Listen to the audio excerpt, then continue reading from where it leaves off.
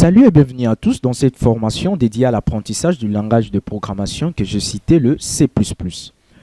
Alors, avant de commencer quoi que ce soit, j'aimerais remercier aussi, signaler que cette formation a été entièrement inspirée de Zest de savoir que je vous recommande d'aller visiter vivement leur site.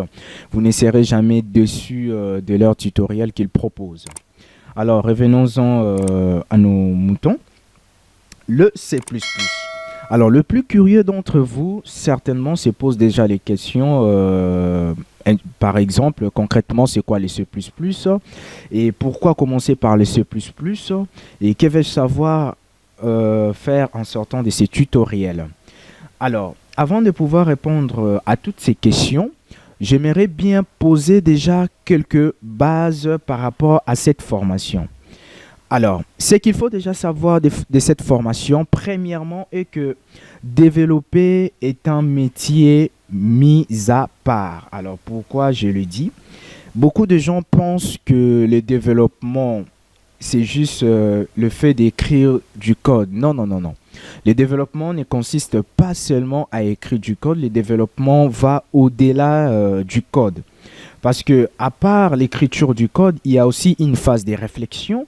Il y a une phase de conception, une phase d'écriture, une phase d'évaluation, une phase de test, une phase de réécriture, même dans des anciennes portions des codes.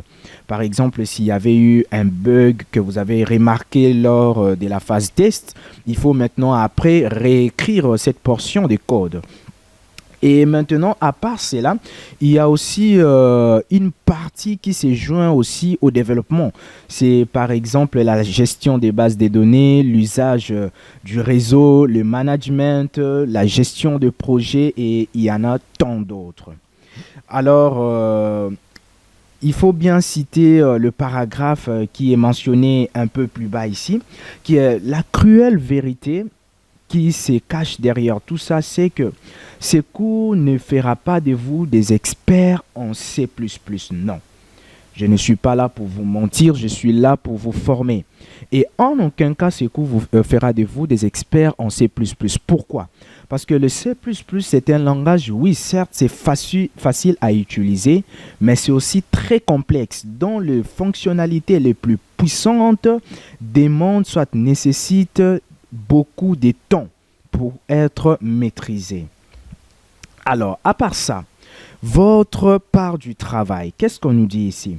Le cours est écrit de façon à être le plus clair possible sans vous noyer dans le flot des détails et des explications, mais il arrivera parfois que vous ne comprendriez pas un morceau de code ou une explication. C'est tout à fait normal, ça fait partie de l'apprentissage. Reprenez le cours à tête reposée, aidez-vous des schémas et des dessins, demandez de l'aide sur le forum et vous ne resterez jamais bloqué plus longtemps. Alors, qu'est-ce que ces paragraphes veulent nous dire? Ici, on veut tout simplement nous dire que il arrivera dans un futur très proche qu'il y ait des portions de code qui ne sera pas nécessairement compréhensible à première vue par vous en fait. Ce n'est que normal, ce n'est que normal. Cela fait partie en fait de votre apprentissage. Et parfois, je le ferai exprès pour vous pousser à aller chercher de vous-même. Parce que l'un des atouts d'un développeur, c'est aussi trouver des solutions par lui-même. Oui, je ne veux pas vous abandonner seul dans la forêt, je veux vous laisser des pistes. Mais ces pistes-là seront quelque part brouillées pour que vous puissiez trouver la solution par vous-même. Vous savez une chose, que une solution trouvée par soi-même est à 90% inoubliable. Mais une solution qu'on nous présente comme ça est facilement oubliable. Alors, la deuxième chose à savoir, c'est une question que les gens se posent. Est-ce que la mathématique est indispensable pour apprendre la programmation informatique? Alors moi, je vais directement vous répondre par un non. N-O-N en majuscule même. La mathématique n'est pas indispensable pour apprendre la programmation. Et vous pouvez avoir en fait un niveau très bas, soit faible en mathématiques, mais quand même être aussi très fort en programmation. Mais il est bien sûr, il faut aussi les noter que dans certains domaines de la programmation, cela nécessite d'avoir vraiment un bagage mathématique solide. S'il faut citer, il y a par exemple la sécurité, la cryptographie, les applications scientifiques. Cela demande vraiment des bagages mathématiques très solides. Et aussi, la troisième chose à savoir, c'est que les gens se posent comme question, est-ce que l'anglais est indispensable? Eh bien, moi, je vous dirais, pas besoin de savoir parler l'anglais pour pouvoir apprendre la programmation, par exemple. Alors, oui, si vous souhaitez devenir expert en programmation, alors là, l'anglais sera indispensable. Mais ce n'est pas l'anglais couramment, non, c'est l'anglais informatique. Or, nous savons tous que l'anglais informatique, soit l'anglais technique, est facilement abordable. Alors, à part ça, maintenant nous allons faire un tour d'horizon sur le C++. Premièrement, ici, on nous parle de l'histoire du C++.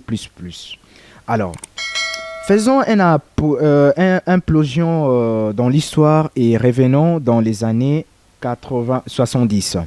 À cette époque, Denny Ritchie, programmeur au laboratoire AT&T, aux États-Unis bien sûr, invente le langage C, conçu pour programmer les systèmes d'exploitation Unix.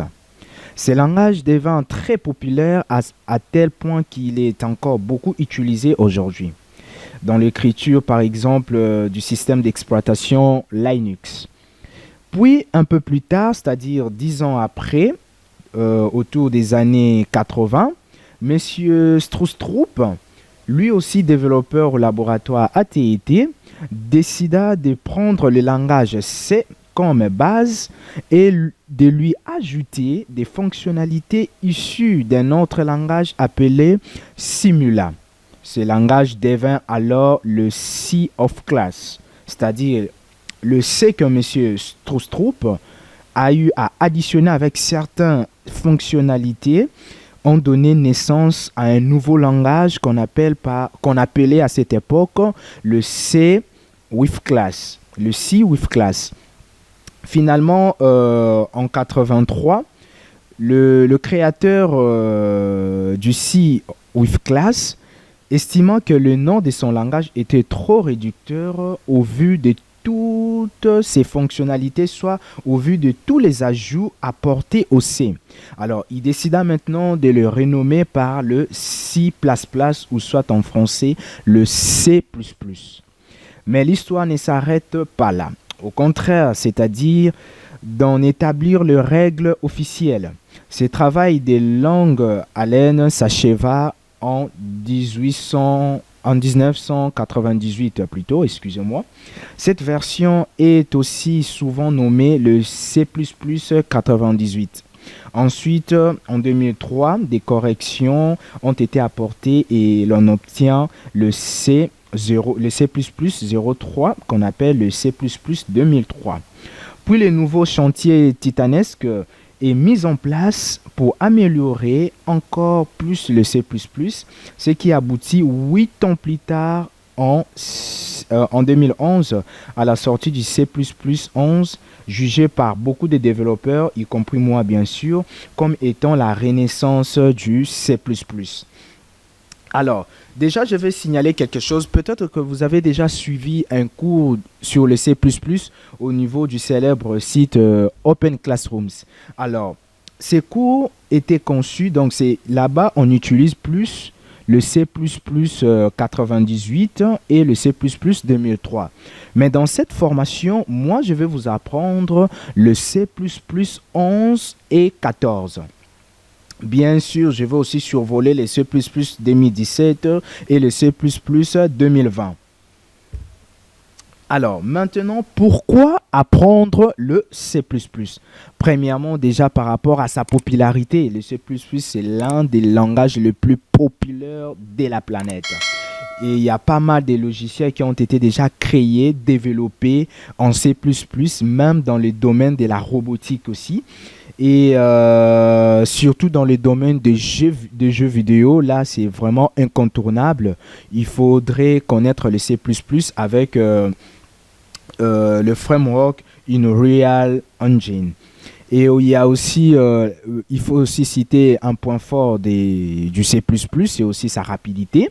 Il y a aussi sa facilité d'apprentissage. Oui, oui.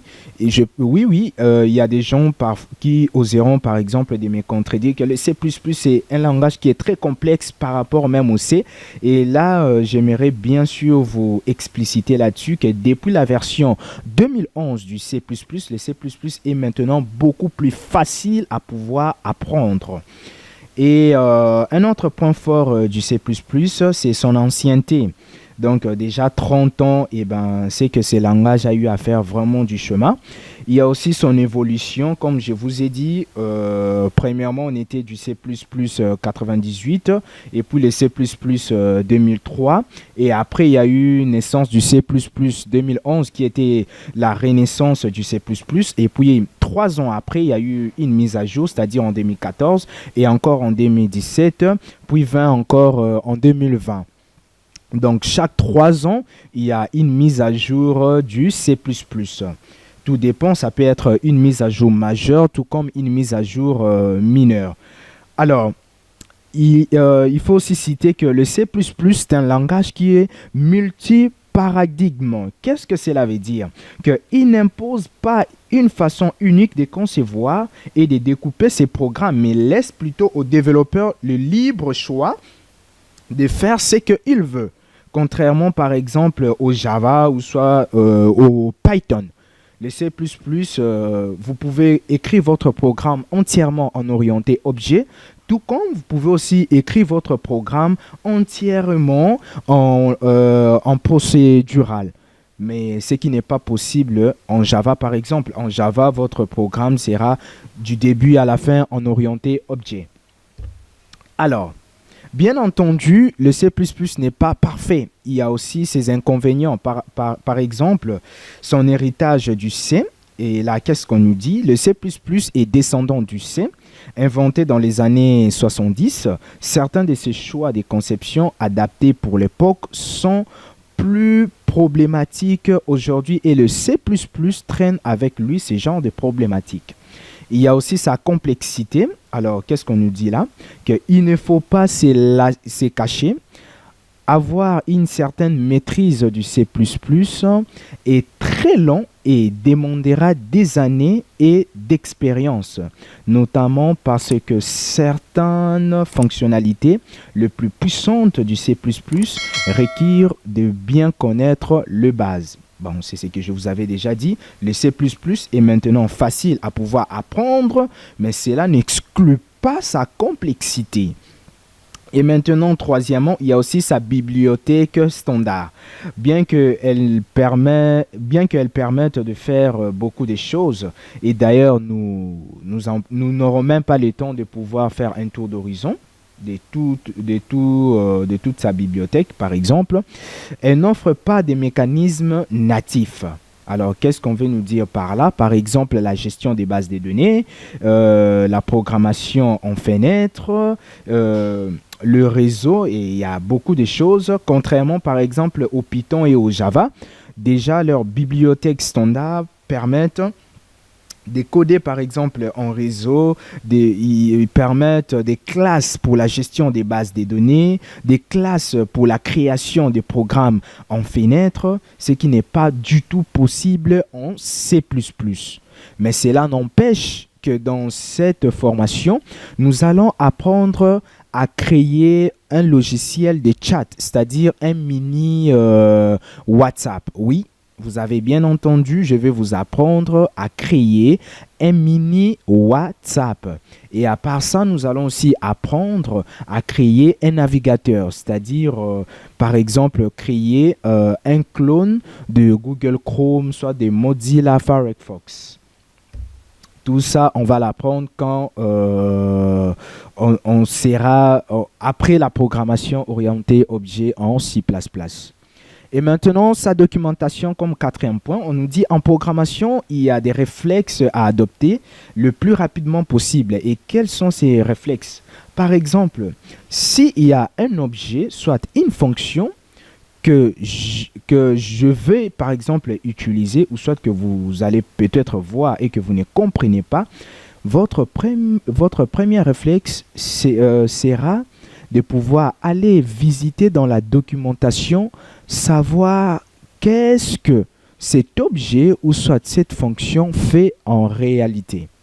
Et aussi, à part ça, au cas où, par exemple, vous avez des erreurs qui s'affichent au niveau de votre compilateur, vous pouvez toutefois copier-coller cette erreur au niveau du moteur de recherche, par exemple Google ou soit Bing ou voire même Yahoo. Et à part ça, il y a aussi des forums tels que Zest des Savoirs, avec leur forum qui est vraiment très réactif, et aussi le forum des Open Classrooms. Et maintenant, pour finir, en résumé, des points essentiels à retenir pour l'introduction de notre formation, c'est la programmation est une activité parfois complexe, mais très enrichissante et accessible. Deuxièmement, le cours vaut le plus accessible, mais vous devez jouer sur le jeu et faire des efforts de votre côté. Troisièmement, les mathématiques et l'anglais ne sont pas requis en fait pour suivre ces cours, bien qu'un niveau acceptable en anglais soit extrêmement utile pour la suite. Quatrièmement, le C++ a une longue histoire, mais le C++ moderne a véritablement vu le jour en 2011 avec l'amélioration et correction apportées en 2014 et 2017. Il faut aussi citer 2020. Alors déjà, ici, je vais faire la différence entre deux nuances. Quand vous entendez parler du C++, donc cela revient à faire référence au C++ 98 et au C++ 2003. Mais dès que vous entendez le C++ moderne, c'est qu'on fait référence à partir du C++ 11 jusqu'en C++ 20. Alors, la cinquième des choses à retenir, c'est que le C++ possède des forces qui en font un des langages les plus utilisés sur la planète. Et la sixième des choses, en contrepartie, le C++ est un langage assez complexe qui demande de nombreuses années avant d'être maîtrisé. Et la toute dernière chose à savoir est que la documentation nous aide à mieux comprendre le langage, son fonctionnement et d'autres choses.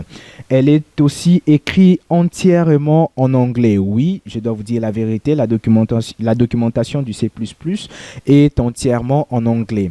Mais ne vous inquiétez pas, je vais vous aider. Au cas où vous ne comprenez pas une phrase, il faut aussi noter que c'est illustré par des exemples. Vous pouvez aussi utiliser par exemple Google Translate ou soit Deeper pour pouvoir traduire des phrases là où vous ne comprenez pas très bien. Mais à part ça, la documentation propose aussi des exemples pour pour permettre en fait à des personnes qui ne comprennent pas très bien l'anglais de comprendre qu'est-ce que la fonction fait ou qu'est-ce que l'objet propose vraiment en vérité. Alors, c'était la fin de cette introduction au niveau de notre formation sur l'apprentissage du C++.